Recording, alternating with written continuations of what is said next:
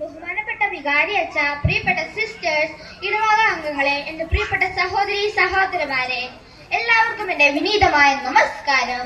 നമ്മുടെ ഇടവകയുടെ കാവൽ മധ്യസ്ഥയായ വിശുദ്ധ അൽഫോൻസാമ്മയുടെയും വിശുദ്ധ സെബസ്ത്യാനോസിന്റെയും തിരുനാൾ ആഘോഷിക്കുന്ന ഈ ധന്യ നിമിഷത്തിൽ ഇവിടെ ഒന്നിച്ചു ചേരാൻ ദൈവം നമുക്ക് അനുഗ്രഹത്തെ ഓർത്ത് ആദ്യം ഞാൻ നന്ദി പറയുന്നു.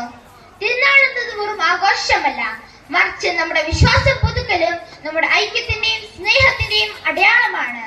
ദൈവം നമുക്ക് എല്ലാ നന്മകളും ഓർത്ത് ഒരേ ഹൃദയത്തോടെ നന്ദി പറയുന്ന ഇടവകയുടെ കുടുംബ വിരുന്നാണ് തിരുനാൾ. സ്വാർത്ഥതയും മത്സരവും നിറഞ്ഞ ഈ ലോകത്ത് വിശുദ്ധ അൽഫോൻസാമ്മ കാണിച്ചു തന്ന ത്യാഗത്തിന്റെയും സേവനത്തിന്റെയും പാത പിന്തുടരാൻ തിരുനാൾ നമ്മെ ഓർമ്മിപ്പിക്കുന്നു. പ്രിയപ്പെട്ടവരെ, നാം ഇന്ന് ചിന്തിക്കേണ്ട ഒരു പ്രധാന കാര്യമുണ്ട്.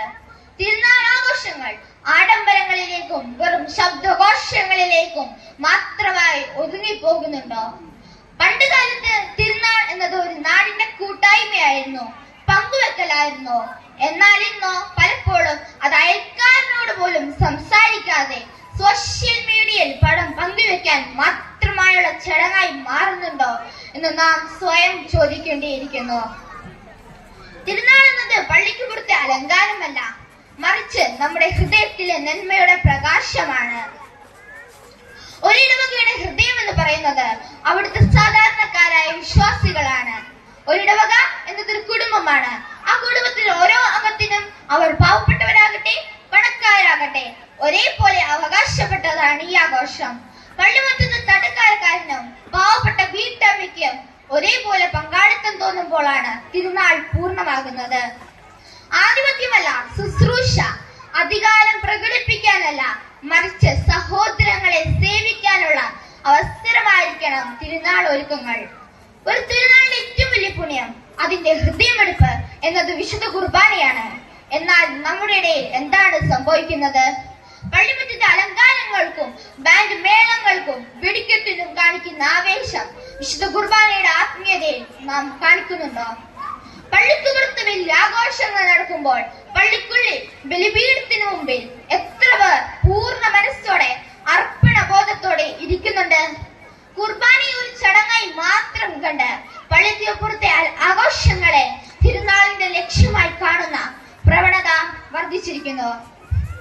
ബലിപീഠത്തിൽ നമ്മൾ കാണിക്കുന്ന വിനയവും സ്നേഹവും പള്ളിമുറ്റത്തെ തീരുമാനങ്ങളിലും ഉണ്ടാക്കണം. കുർബാനയെ സ്നേഹിക്കുന്നവന് ഒരിക്കലും തന്റെ സഹോദരനെ മാറ്റി നിർത്താൻ ആകില്ല.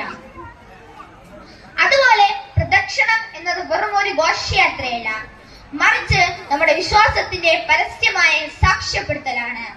നാം വിശ്വസിക്കുന്ന സത്യങ്ങളെ നെഞ്ചിലേറ്റിക്കൊണ്ട് നമ്മുടെ കാവൽ പുണ്യവാന്റെ തിരുസ്വരൂപം വഹിച്ചുകൊണ്ട് നാം തെരുവുകളിലേക്ക് ഇറങ്ങുമ്പോൾ ഈ ദേവാലയത്തിന്റെ ചൈതന്യമാണ് നമ്മുടെ നാട്ടിലെ ഓരോ വഴികളിലേക്കും വീടുകളിലേക്കും പകരുന്നത്. ഇസ്രായേൽ ജനതയെ ദൈവം മരുഭൂമിയിലൂടെ നയിച്ചതിന്റെ ഓർമ്മപ്പെടുത്തലാണ് പ്രദക്ഷിണം. നമ്മുടെ ജീവിതയാത്രയിൽ ദൈവം നമ്മെ വഴി നടത്തുമെന്ന വിശ്വാസമാണിത്. ബലിപീഠത്തിൽ നമ്മൾ കാണിക്കുന്ന വിനയവും സ്നേഹവും പള്ളിമുറ്റത്തെ തീരുമാനങ്ങളിലും ഉണ്ടാകണം. വിശ്വാസത്തിന്റെ പദയാത്ര അല്ലെങ്കിൽ തെരുവുകളിൽ പുണരുന്ന പ്രാർത്ഥന, അതാണ് പ്രദക്ഷിണം. ഇന്നിവിടെ നടക്കുന്നത് വെറും കലാപരിപാടികളുടെ കൂട്ടായ്മയല്ല, മറിച്ച് നമ്മുടെ കഴിവുകളും സന്തോഷങ്ങളും എല്ലാം ദൈവത്തിന് സമർപ്പിക്കുന്ന ഒരു സന്തോഷ വിരുന്നാണ്. ഈ കലാപരിപാടികൾ അവതരിപ്പിക്കുന്ന എല്ലാവർക്കും എന്റെ ആശംസകൾ. ഈ തിരുനാൾ ഭംഗിയെ നടത്തുന്നതിന്റെ പിന്നിൽ പ്രവർത്തിച്ച എല്ലാവർക്കും നന്മകൾ ആശംസിക്കുന്നു. വിശുദ്ധ അൽഫോൻസാമ്മയുടെയും വിശുദ്ധ സെബസ്ത്യാനോസിന്റെയും മാധ്യസ്ഥവും ദൈവാനുഭവവും നമ്മുടെ എല്ലാവരുടെയും കുടുംബങ്ങളിൽ ഉണ്ടാവട്ടെ എന്ന് പ്രാർത്ഥിക്കുന്നു. ഏവർക്കും എന്റെ ഹൃദയം നിറഞ്ഞ തിരുനാൾ ആശംസകൾ നേരുന്നു. നന്ദി, നമസ്കാരം.